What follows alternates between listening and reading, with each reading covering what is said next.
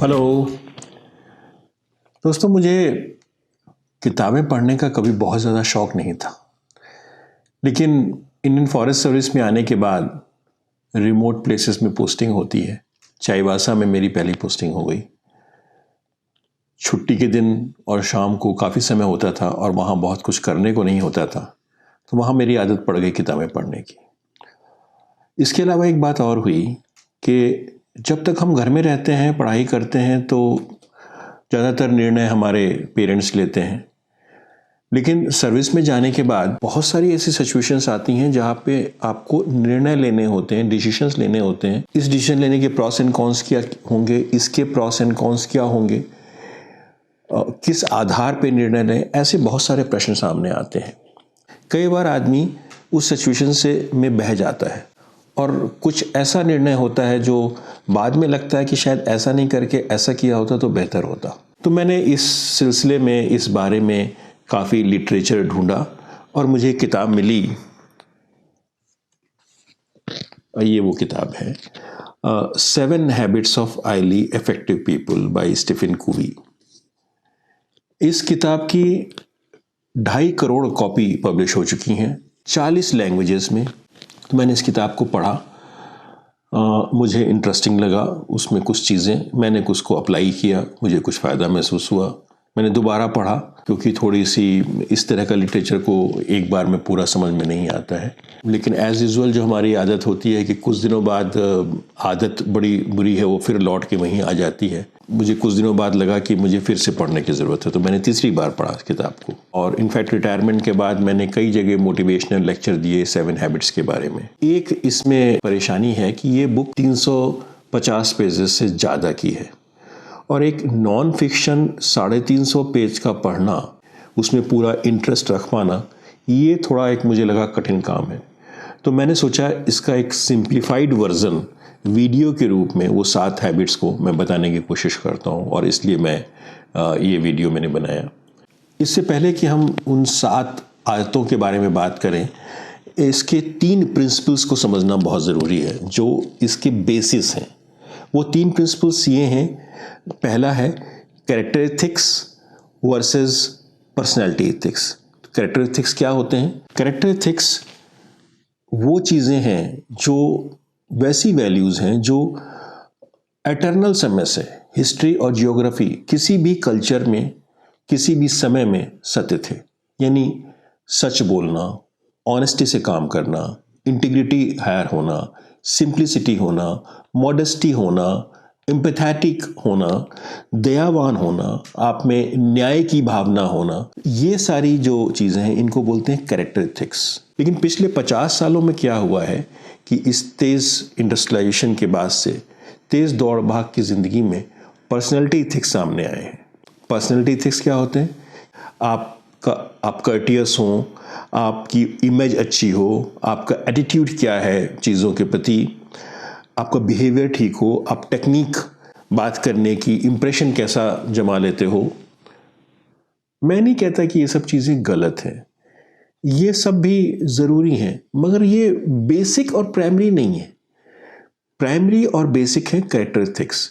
इनको सेकेंडरी के रूप में आप कैरेक्टर एथिक्स को ध्यान में रखते हुए पालन कर सकते हैं। दूसरा प्रिंसिपल है पैराडाइम शिफ्ट का।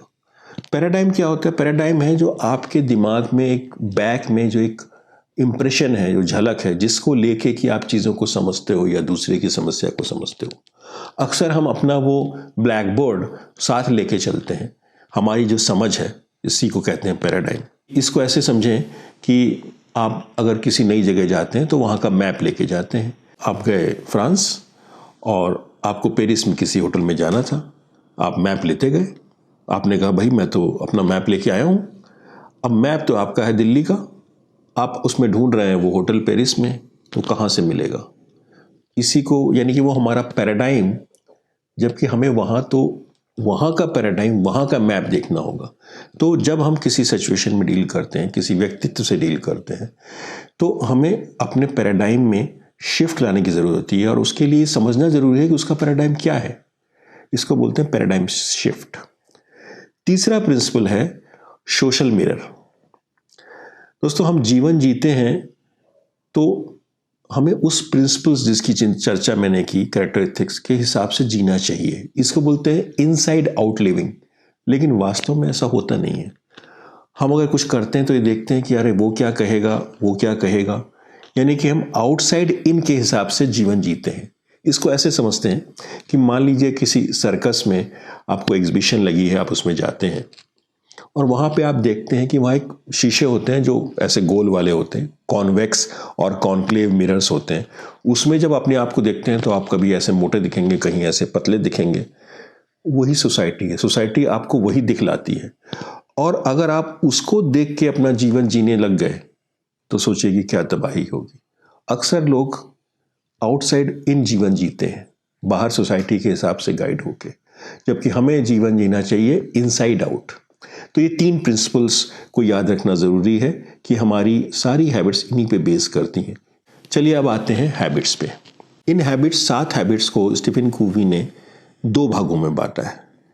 पहला जो डिपेंडेंट से आपको इंडिपेंडेंट बनाता है, और दूसरी कैटेगरी इंडिपेंडेंट से आपको इंटरडिपेंडेंट बनाता है।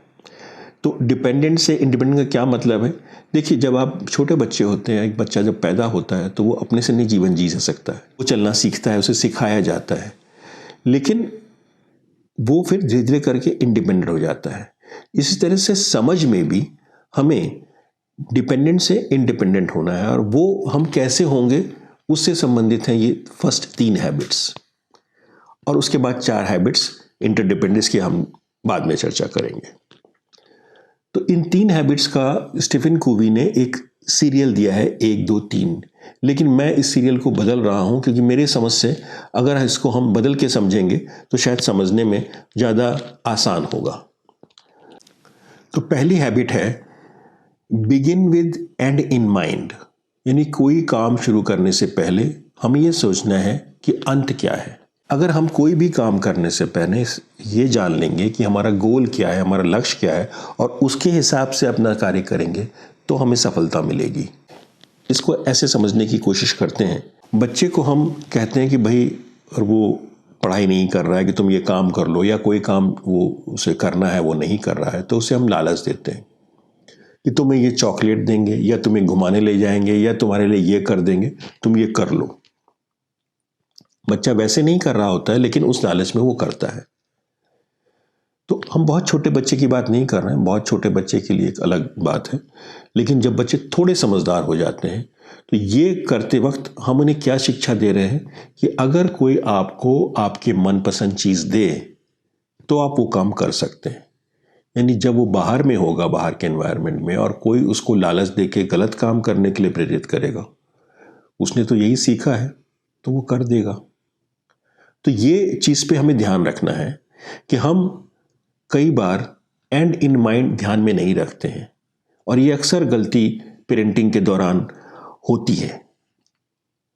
अब हम आते हैं, हमने ये सीख लिया कि एंड इन लाइफ के साथ हमें काम करना है, तो अब हमें वो काम कैसे करना है इस पे आते हैं। सेकंड हैबिट इसी पे डील करती है, वो ये कहती है बीइंग प्रोएक्टिव। प्रोएक्टिव मतलब कोई काम को करने में आप पहले इंटरेस्ट लें, देखें कि इसका समाधान क्या हो सकता है, सॉल्यूशन ओरिएंटेड होना। जब कोई भी घटना आपके सामने होती है, कोई इवेंट होता है, तो आपका दिमाग आपको 2 ऑप्शंस देता है। एक तो आपको गुस्सा आता है, तो आप कह सकते हैं कि क्या मुसीबत है, क्यों ऐसा किया, this situation is making me mad, ये मैं पागल हो जाता हूं ऐसी सब चीजें देख के, मैं ये नहीं करूंगा, वो सवाल ही नहीं उठता है, ऐसा ये नहीं हो सकता, तुम बहुत गलत हो।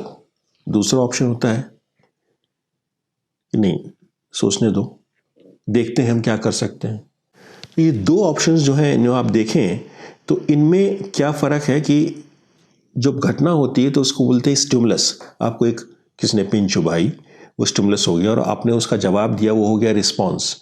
इन दोनों के बीच में आप चाहें तो एक स्पेस क्रिएट कर सकते हैं, आपका माइंड एक स्पेस क्रिएट कर सकता है, और इस स्पेस में आपको आज़ादी है कि आप सोचकर जो ठीक है वो डिसीजन लें। इसको बोलते हैं बीइंग प्रोएक्टिव।